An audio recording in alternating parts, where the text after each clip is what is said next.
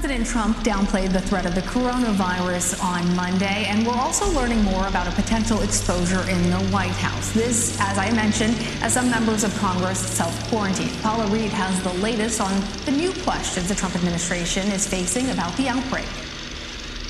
As he returned to the White House this afternoon, President Trump waved but refused to take questions. Though on Twitter, he continues to downplay the global epidemic, accusing Democrats and the media of trying to inflame the coronavirus situation.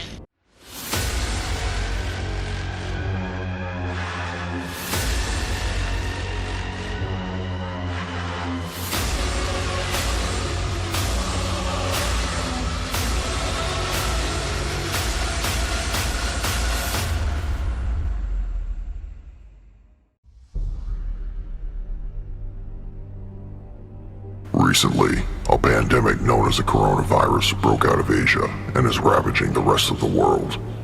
Currently, there are a few countries not reporting infections. At first, the CDC and World Health Organizations both denied the dangers of this virus and actively pushed propaganda, accusing anyone who expressed any reservation or fear about the situation of being racist and xenophobic. They claim that racism is the most dangerous disease in the world, but anyone who bothers to research even for a second will know that this is a glaring lie, as the most common household flu kills more people in half an hour than the KKK has in their entire existence. Not even 2 weeks later, these organizations would flip-flop on their stance and reluctantly state that it is time for people to start preparing for long-term self-quarantines, instructing them to stock up. This has started minor supply shortages in sporadic areas, but as of today, supplies have not become a problem. But this can change. Some media has taken to the tactic of demonizing anyone who is prepping, as depicting them as greedy and selfish. But any true prepper already knows this. They also know that if things do get bad, it will be deemed that anyone who is stocking supplies must share them with everyone else. Having a stash will be deemed a crime, and the accusation of racism will be the means to morally justify the taking of it. Luckily, we are not there yet.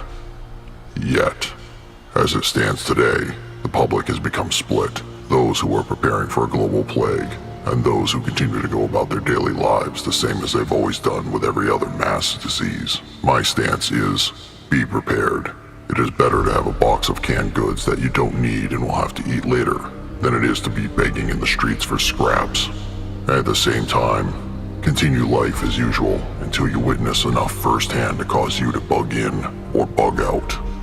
I would like to delve into an area not being discussed to provide comfort for my fellow whites by informing them that there is a possible silver lining to this storm. Let us pretend that the worst case is happening.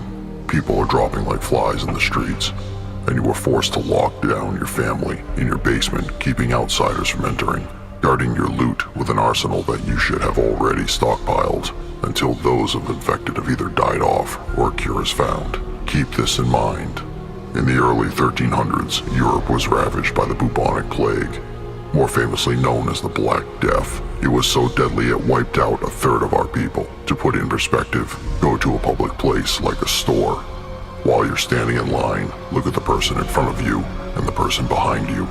Now imagine that one of you will die. That is what our European ancestors were facing. And yet look what happened immediately afterwards. A new society was born. A thriving society that we call the Renaissance. One where philosophy, arts, music, technology, and glory thrived. We were a people who valued beauty and life and sought to immortalize it in story and stone. We faced the worst plague and came out better for it. Now consider this. Logic dictates that the most affected areas of the world will be those that have embraced open borders, diversity, and multiculturalism.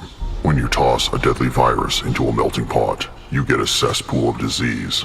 Those in these countries that have the best chance for survival will be the outliers, those who reject the cosmopolitan, multicultural life in favor of homogeneous country communities. Now consider further the studies that have shown that Europeans have the highest genetic tolerance to the virus. Viruses can only hurt those they are compatible with, and Europeans have the least compatible DNA. Combine all of this together and we see a potential future where non-whites are the most susceptible to the virus. Non-whites who almost always prefer to live inside cities, and the majority of the pro-diversity, pro-immigration, anti-nationalist whites prefer to live in these cities too. Let us break that down. Non-whites and anti-white whites are the most susceptible to be exposed and contract the virus, and the white country population, who are pro-white and anti-open borders, have a far greater chance of survival, leading us to a potential future beyond a mass disease, where white people who just overcame a terrible plague with a sense of community via shared experience, whites eager to repopulate, whites who have a view of their homelands to be theirs, whites who have watched firsthand the dangers of open borders and multiculturalism. This may bring about a new renaissance, one that is again an age of enlightenment, love of life, art, music, philosophy, theology, and most importantly, ethnic pride. Ponder these words as you follow me on all social networks in the description. And remember, watch from the shadows and see the truth.